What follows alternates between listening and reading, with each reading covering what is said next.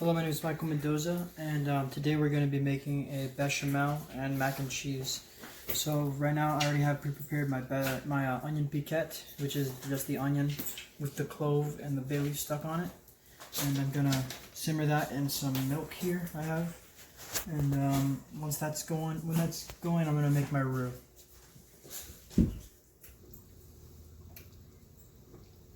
So I have here some clarified butter I heated up. I'm going to add some flour to it so I can make my roux. Just going to add a little bit at a time.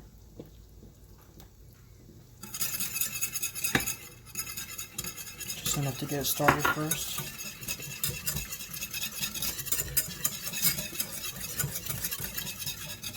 If you want to get a really aggressive stir on it, oops, not that aggressive, so you get the lumps out of it.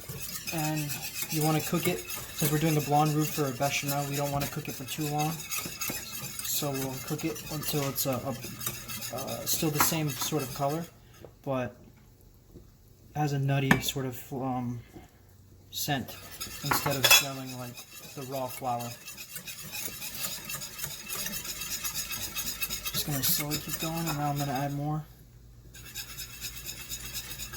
And then the next time I'm just going to add it all at once. I want to make sure I don't get any lumps in here.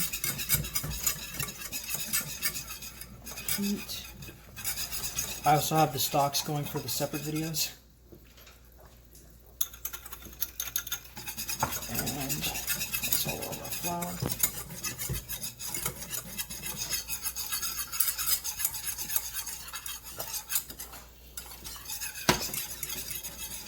Pause.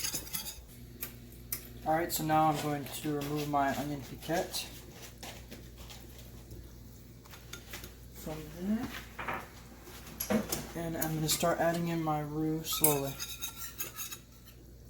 just a little bit at a time.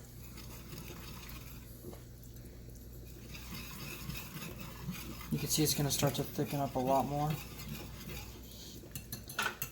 and I'm going to even just put a lot more in here actually.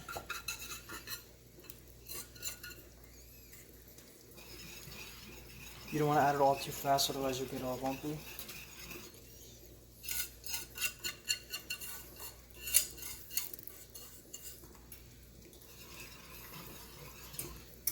See, it's starting to thicken up a lot more.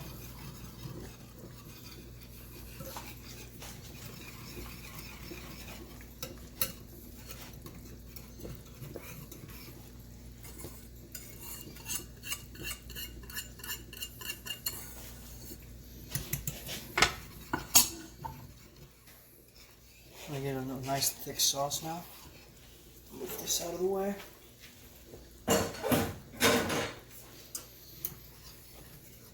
And when we come back, it's going to be nice and thick, and then I'll add in the cheese.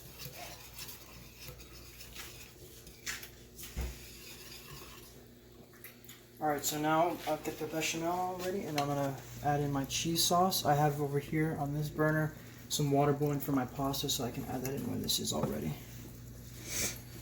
Add the cheese in.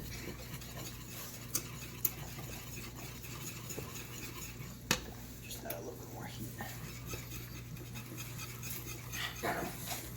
Sorry about the noise in the background, my dogs are fighting.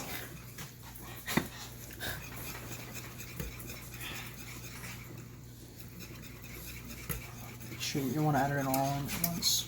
Get it incorporated.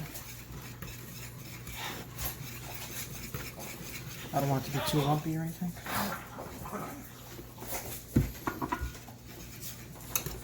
Now I'm going to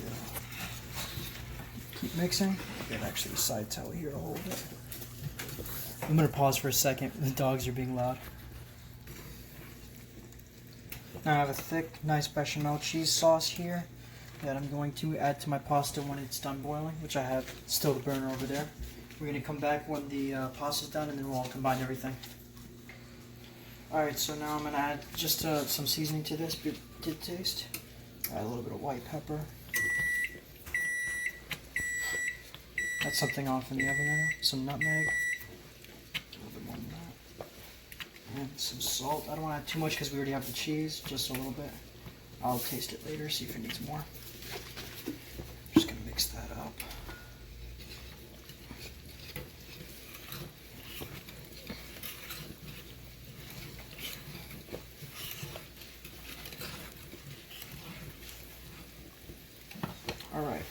And we'll come back with the pasta. Alright, so now I'm going to drain the pasta water. I tested it and it is al dente. I have a colander here, a little strainer. Just drop one. Just gonna get some of that water off. I'm gonna add that to this container. Then I have my cheese sauce here. I'm just gonna get this with this. A little bit of a mess. Alright. I'm just gonna add in a good amount there, and then I'll mix it up. Oops.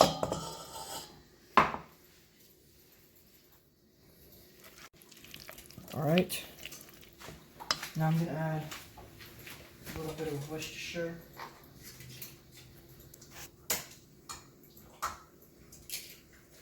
Just a little bit of Worcestershire sauce, just like that much, and a little bit of Tabasco, and then I'll taste it and see if it needs more.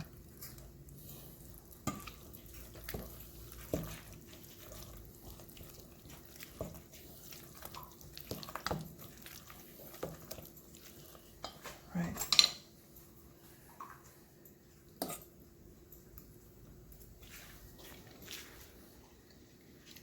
A little bit more salt.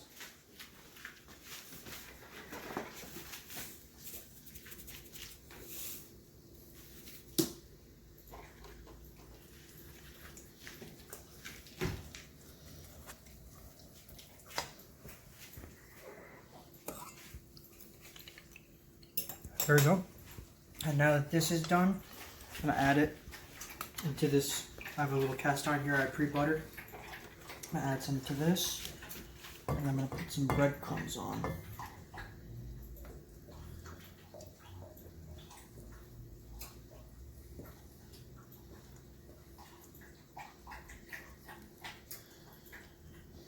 A little bit bigger portion than you showed in the video, but this is also my lunch.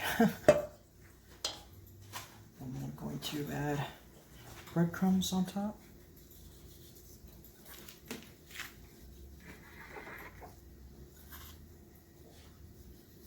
Like I said, it's already pre-buttered, and I'm just going to go stick it in the oven for maybe 15-25 minutes.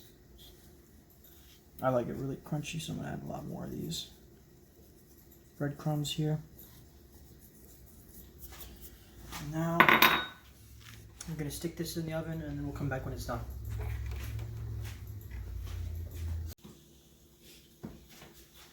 Okay, and here's the mac and cheese. I turned the broiler on at the end so I get a nice crispy crust. Let's see what it's like on the inside. Oh yeah. Oops.